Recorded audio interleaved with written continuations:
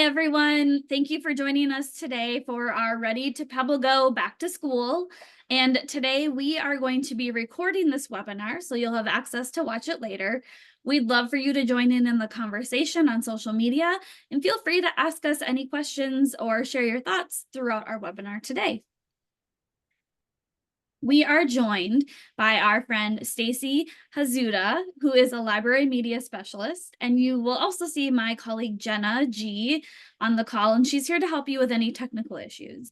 And my name is Angie Kaltoff, and I'm an innovation advisor here at Capstone and a former educator. We like to start all of our webinars with our purpose, and our purpose is to help kids succeed by making learning fun.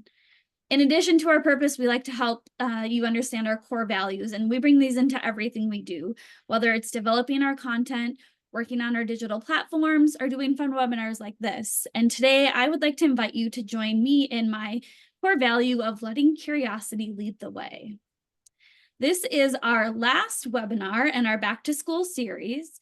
All of the webinars have been recorded, so we invite you to go back and watch any one of them. You'll find very similar feel to the content, and that we have current educators sharing examples of how they use our products in their classrooms, their libraries, their learning environments to help inspire you to get started and using PebbleGo right away. And Capstone has been around for a while. We're going on just over 30 years, and we're going to dive into how we've been making learning fun for over 30 years and take a look at our digital tools. So I'm going to first start by jumping into Clever. We have recently integrated with Clever, and you'll now be able to see PebbleGo in your dashboard. And when you go to PebbleGo, Clever knows if you're an educator or if you're a student. So you'll be greeted, welcome educator or welcome student. Any of the Capstone resources that you have subscribed to will show up here on your dashboard. And today we're going to focus in on PebbleGo and Capstone Interactive eBooks.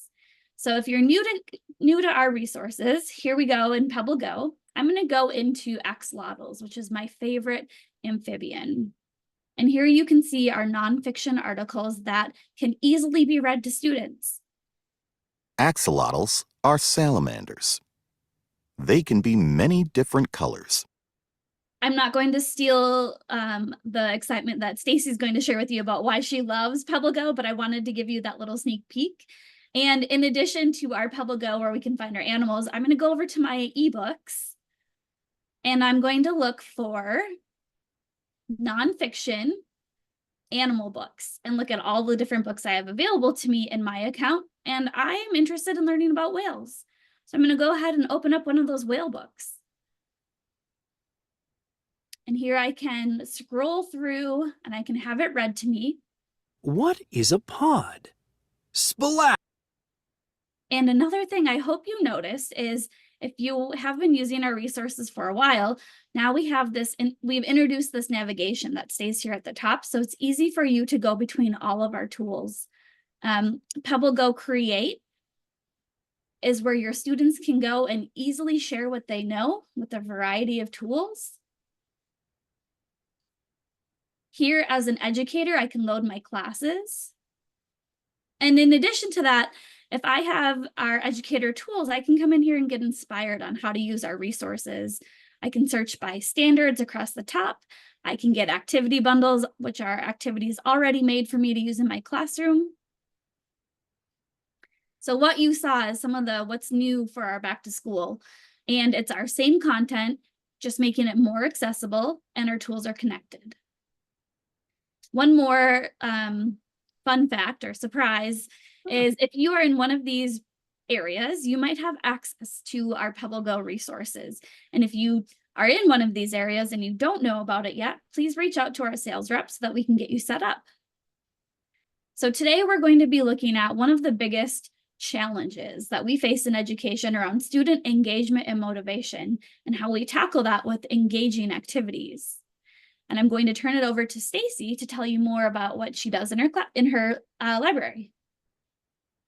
Hi, I'm Stacey Hazuda. I'm a educator, just like many of you, and I am 29 years into education. I was a classroom teacher to start off before I made the transition to library media.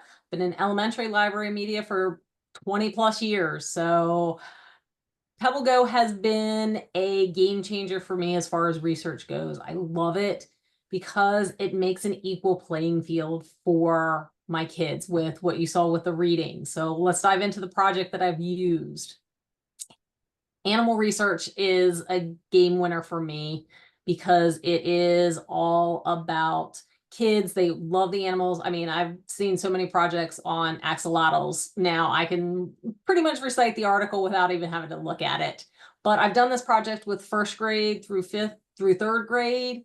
I always start with a book. I use the book Who Am I? But I found two really great book series from Capstone, and they're both going on my fall order this year. The What Animal Am I series is in hardback and as a ebook.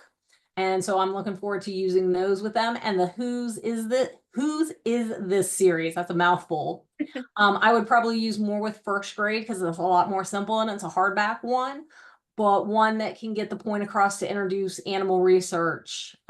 So I'm excited to put those into my collection.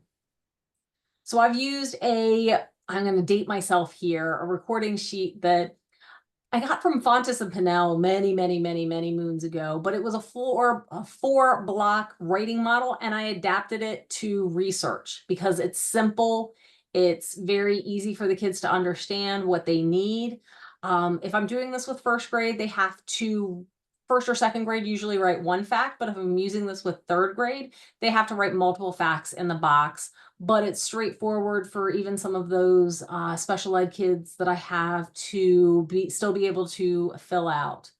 When I do this with first and second grade, I do model how to fill out the form with them. We walk through it so that they can have a model of what the research is supposed to look like when they go to do it.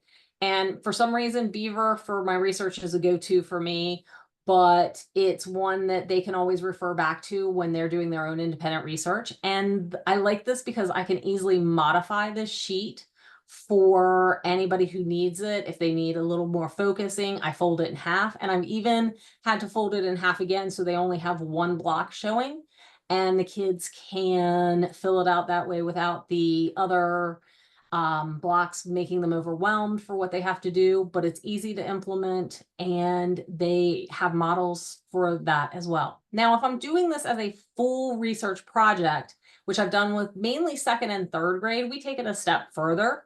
You don't have to. That research can be just easily implemented to get back into the research process, or just as a reminder of what to do for research. But I've sometimes taken it a step further, and we've gone to the final product, which is they've used it as a guessing game.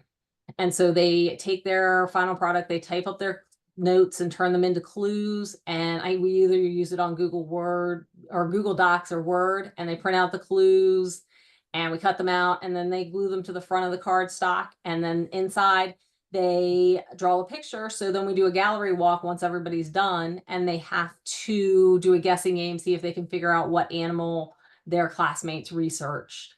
Sometimes if for those students who are special ed or need a little more help, if typing is not the final product that I want and it's not that important, I'll do the typing for them, but it's something that can be turned into a final product or not. And it's very simple to implement, and it can be used for multiple things on PebbleGo. It doesn't have to just be animals. You can change it up.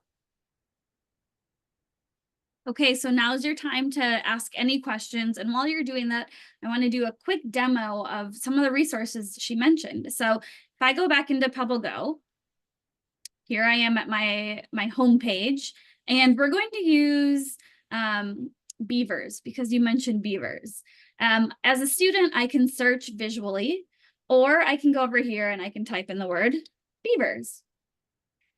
Now, you might notice as a teacher, I have turned off my hover sounds because in this webinar, I don't want to have to compete with them and try to like talk over them. Let me turn it on real quick so you can see as a early to non-reader how it might be helpful. So as I go What? over Beavers. these different cards, it reads it to me. But because we're doing a webinar, I'm going to go ahead and turn that off. So here we are at beavers. I can look at the body, the habitat, the food, the life cycles, the fun facts.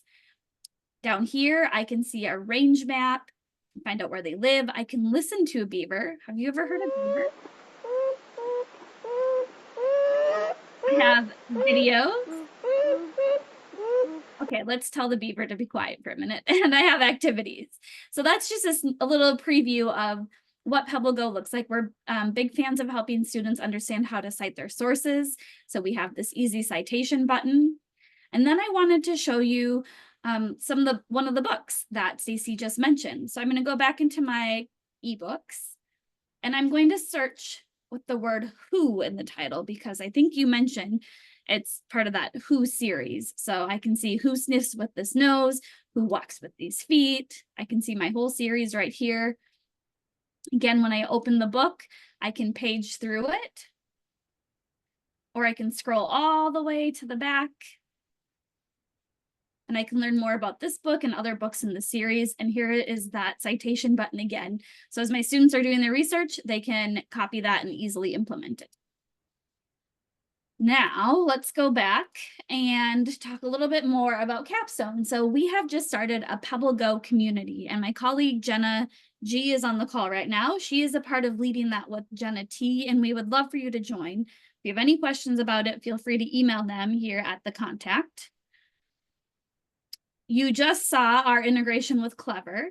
We've been integrated with Google Classroom for a while. Now we're with Clever, and we're working on our integration with ClassLink. So if you're interested in learning more about that, again, please reach out. We also have some resources for you if you're looking for how to support our Capstone resources with funding. We have achieved Tier 4 evidence with ESSA, and then we also have the white papers that we created with the University of Pennsylvania Graduate School of Education. And Jenna G will put the link to that you see right here in the chat. And because you attended today, you get a certificate of attendance. Okay, now I'm going to go back to some questions that came in while I was chatting with you. And let me read the first question to you, Stacey. What is your favorite and most engaging way to use PebbleGo in the library?